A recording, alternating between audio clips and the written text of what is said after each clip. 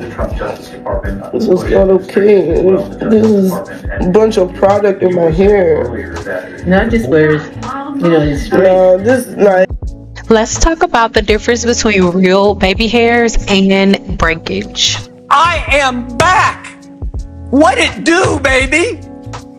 Now, the real problem is knowing the difference between your new growth baby hairs and your breakage. And the truth of the matter is, most of us are going to cosmetologists or hairstylists or whatever you want to call these people that don't know the difference either. Let's get into this. The Trump Justice Department. This is not okay. This is a bunch of product in my hair. Now just put the regular shampoos in there. I didn't put no products in there. Just your regular shampoos and conditioners. No question about that. But at least in the short term, the oxygen that he takes from the other candidates is something No products whatsoever. certainly in Poland in the days to come. His legal team's gonna need to arm wrestle with his political team. Dan and Kate were talking about. When he was under the dryer, he was, messing with it, and I had to wear his straight. This like I'm so mad. I should have just said something when I knew you wasn't doing it right, instead of me sitting there wasting my time. Like that's not. When you wash hair, you do a blowout while when the hair is wet. Not sit natural hair under the dryer without combing it. And then it's supposed to get flat iron. I don't even understand what the.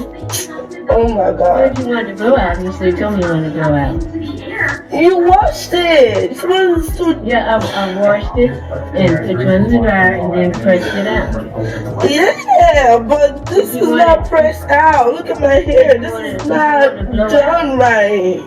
Your ends need attention. It ain't about my hands. Look at my hair. My hair wasn't even properly combed out. Like, let's be real. This is like, what is this? So when you came in, it was all tangled. All very tangled.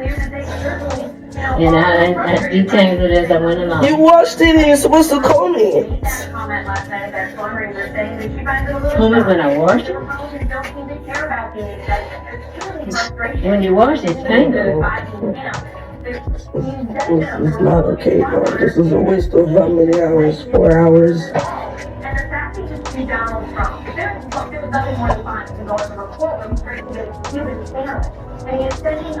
No, I'll give you a washing set. That's a water. Yeah, you should have said something. For the washing set. They said, give you the others.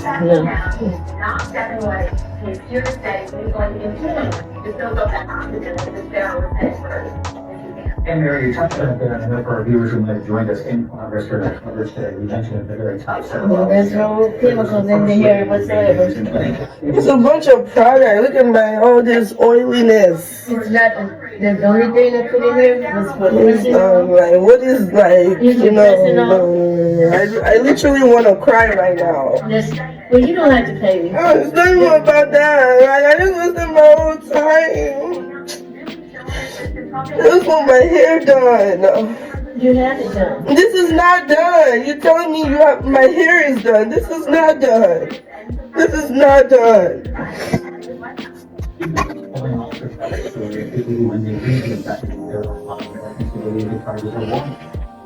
Now, you just watch the stages of breakage. You just watch breakage in real life. All that hair you saw in the comb, that was her snatching her hair out. All of those rips and pulls and tugs, that was all broken hair. And a lot of you are going to be watching this thinking like, oh my God, I can't believe she did that to her hair. But the real truth of the matter is, that is how the majority of you detangle your hair right now in 2025 and years before.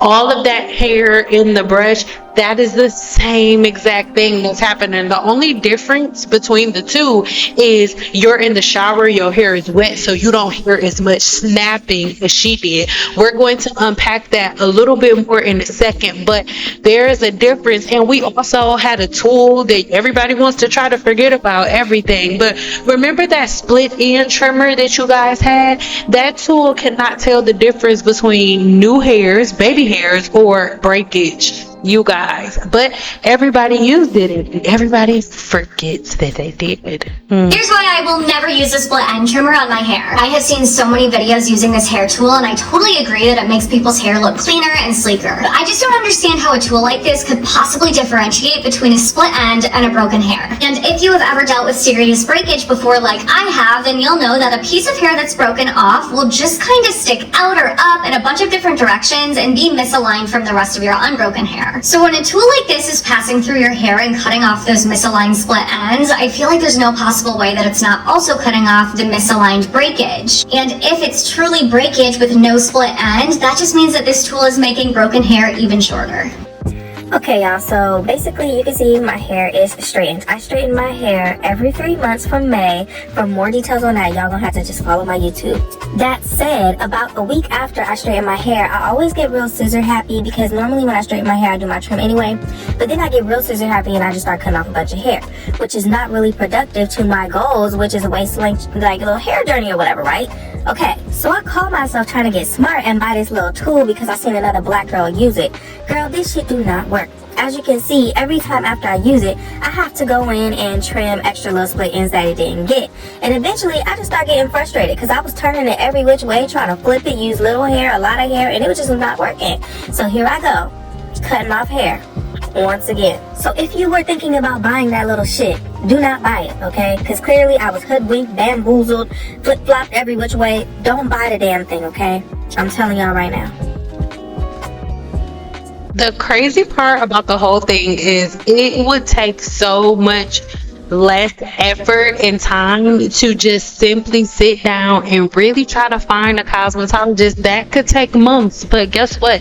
It could take years to fix the damage that you cause whenever you're doing other things like this. Now, for us to go back into the video that we watched earlier, from what I can collect, she went to a little dusty cosmetologist. First of all, you need to book consultations first. Go meet these people. And do you see all that hair? What the woman did, okay, she didn't like the way the roller set came out, but her hair wasn't coming out. The lady didn't do your roller set right, but you, my love, are sitting there and yanking all of your hair out of your head. If y'all comb through your hair and you have this much hair come out on the brush, you are not detangling your hair, you are snatching your hair out of your head, right? So when I say do perm rides and roller sets and things of that nature, you have to find somebody who knows what they're doing. And in this case, she went to someone who didn't know what they were doing. The woman was blaming her for it and things of that nature. It sounded crazy. In this sense, I am 1000% blaming the cosmetologist, hairstylist, whatever. They sound like an older lady. She should have known how to do this. But even moreover, like, it's low-key heartbreaking to watch this girl literally just rake through her hair. And again, even though it was hard to watch, hard to listen to, I need you to understand that as you comb your hair in the shower, this is what you're doing to your hair.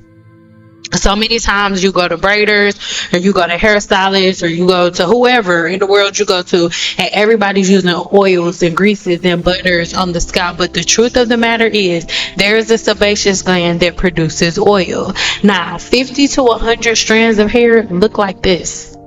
But you guys think that all of those globs and globs and globs of hair in your comb is actually shed hair. And the ripping that you're hearing, she has different knots and stuff in her hair, and she's ripping through those knots with the comb the same way that you guys do, what do you call it, an unbrush or curl brush, whatever that little brush is that you guys think that you're detangling your hair with in the shower. You're not detangling your hair, you're breaking it. And that's the difference between the breakage and the new growth, the baby hairs, right? The term baby hairs absolutely gets on my nerves, because the only time that I see a baby hair is if it's literally a hair that is in its infancy stage. But the hairs that y'all be slicking to y'all forehead, those are not baby hairs. Those are not. And at every point in time, everybody doesn't necessarily have 50 million baby hairs like that, but you do. Baby hairs, yes, is actually a thing. But if you are in a position where you're constantly raking and tugging and pulling out, like you see that big old ball of hair that she has, the majority of your hair looks like that whenever you get done detangling your hair on wash day. That's not normal in any way, shape, or form, right? So I just want to show you, this is one of my regular clients. I did her hair for years. And now I also have quite a few people that come on my channel and they'll be like, oh, well, what do you do if you're in the military, things of that nature? Well, I have been doing hair in Las Vegas my entire career, right? And in Las Vegas, Nevada, we have Nellis Air Force Base. So quite a large number of my clients were in the Air Force, like the woman that you're looking at right now.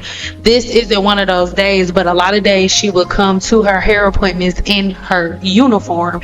And I'll put a couple of her other videos that I have of her up on my channel in the description box. But one of the last sew-ins that I let you guys see was on her hair. You know why? Because she is in the Air Force, and most of the time they has to have their hair, well, not most of the time, they always have to have their hair either cut in a really short bob or like a really short pixie cut, or they have to have their hair in a ponytail, in a bun. And the same way that I'm constantly telling y'all here on YouTube that a bun is gonna break your hair off, is the same thing that I told my clients.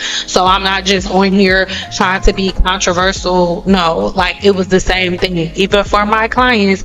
And the majority of my clientele was in the Air Force, because I live in Las Vegas, again, where Nellis Air Force Base is. So all of my clients that had their hair like that, they knew that having a ponytail was not a thing. They would have so much breakage and they would have lectures because we would never get ahead. I will always end up cutting off their hair, and instead of us retaining length, we're constantly cutting off the new inches that we've grown, because her hair would be in a ponytail all the time. So my clients like her would get sew-ins. But the thing is, when you say that to somebody here on YouTube, everybody wants to get offended. Oh my gosh, you're black, you're not supposed to wear weaves, you don't live yourself. But the truth of the matter is, that was the easiest way for her to protect her hair. She did not keep her weaves in for 6 months, okay? She kept it in for the standard time. She really didn't go over like 8 to 10 weeks.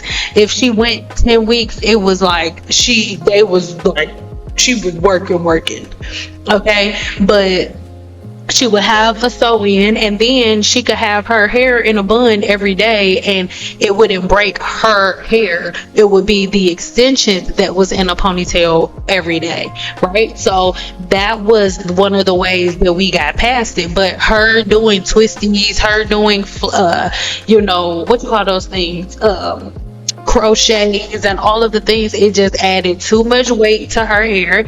It just did. And this isn't a video about sew-ins, but I have one in the description box below where I break down why I think sew-ins are a really, really great option.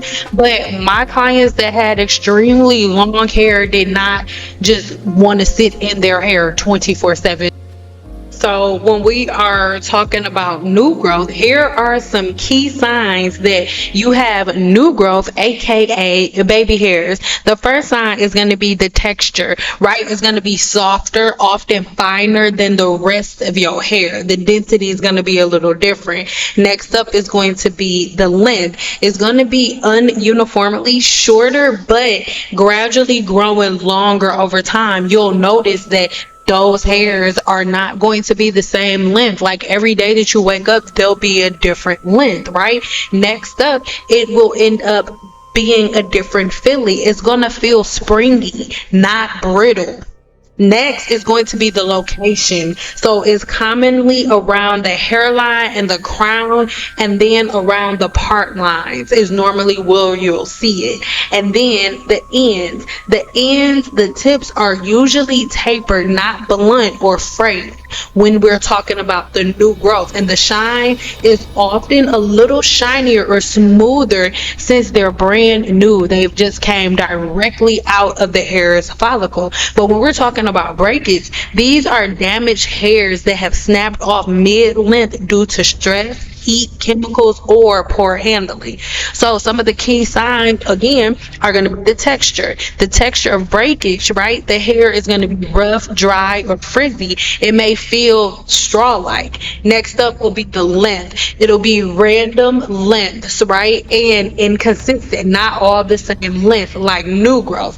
And then the feel will be brittle, may snap easily when pulled, like the hair is not going to feel good. You'll notice a difference. And then the location is going to be scattered throughout the hair, not just the hairline. It'll be all over all different limbs, all different places down the hair shaft. Some places it may be really, really close to the root, and some places it may be close to the ends but not at the ends. Some places it'll be mid shaft. Everything's going to be different. The location will be different. And then the ends of those splits, wherever they may be, will be blunt, frayed, or split altogether. And the look is often something that is going to stick out awkwardly from the rest of your hair. Like it's the hair that you just want to kind of put product on because your hair just looks broken and dry, little frizzy pieces that look dry. There's a difference between hair that is shorter because it's growing. For example, the new baby hairs that just came out, those may be not even a full inch long, but as they grow out, it's gonna go from an inch long to 5, 10, 20, it's gonna go to a bunch of different lengths, and it may not be that same length as the longest piece of your hair, yet it's a baby or teenager, whatever stage it's in. So that's why I gave you that example of that split ends trimmer. Is literally one of the worst things, one of the stupidest things that you could put in your head, because your hair is at different lengths as your hair is growing out, and there's no way that tool can tell the difference between a split end or a new hair or a hair that's broken. Those are 3 different things, and there's no way that a tool can tell you that. There's something that you need to look at with the naked eye. Even when you see cosmetologists that just take hair and they hold the longest pieces, and then all of the shorter pieces that's popping up they just cut off. You're literally just cutting off all of the new hairs that could be coming in. We love to talk about baby hairs, but them little swoops that y'all put around y'all hairline, those are not baby hairs for real. They're not. So it's really, really important for you to know the difference. So here's a pro tip for you to tell the difference. The one thing you can do is run your hand gently over your hairline or scalp. And if the shorter hairs have a soft base and are attached firmly, it's new growth. But if they feel rough, weak, uneven, or they snap when they're brushed, or if sometimes it's sensitive to touch, then it's likely breakage. So let me know if you want some tips on how to reduce breakage or how to encourage faster new growth. And actually, I already gave you tips on how to encourage faster new growth. So make sure you check the playlist left in the description box of my channel, right? Make sure you do.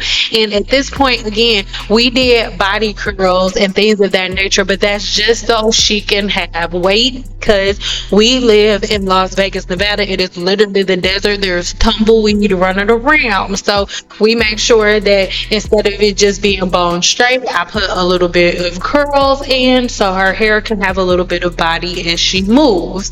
I have a little bit of hairspray and heat protectant on the comb. We're not using like heavy edge control and things of that nature because she didn't really need it. There were days that she asked for it, but certain days she didn't. right? So that is something that we're doing. So you can see right now, I'm taking my comb and I'm holding spray on my comb, and then that is what I'm using to control her edges. In the hair salon, unless your client just can't live without it, if I just put heat in your hair and did all of these things to make sure that your hair is like bone straightening or silky and stuff, the last thing I'm going to do is put a water-based polymer in your hair. And edge control is made with water. It's made with water. If you look in the ingredients, that's one of the first ingredients, water. So that's the last thing I'm going to do, because it's going to make her edges revert back. Even if they don't revert back while she's with me, later on it'll make them revert back, and you'll see the difference. And a lot of times that's how you end up having all of that damage on the hairline, because you're constantly reapplying products and the hair is getting dry, all of the things. Hair care is not complicated, and as a cosmetologist, doing hair after understanding the science of the human body and connecting the dots is one of the most rewarding things that you can ever do. I have no desire to get back into the hair industry, but for all of my new cosmos that are out there, I really challenge you to stick to the science. Forget about the fads, forget about what you see on social media. And guess what? If your clients do not want to come and sit in your chair, or not your clients, if people do not want to sit in your chair because you won't use the latest products, because you won't use the latest oils, butters, and greases, and because you want to stick to the science, I'm telling you, it seems hard, but if you don't take it from nobody else, take it from me, because what they don't want now, what they resist now, they will beg for later. And if you stay 10 toes down in the science, you will forever be the one that they run to. And if they don't come running, I'm gonna push them to you. I love you guys so much. Let's talk in the comments. Bye.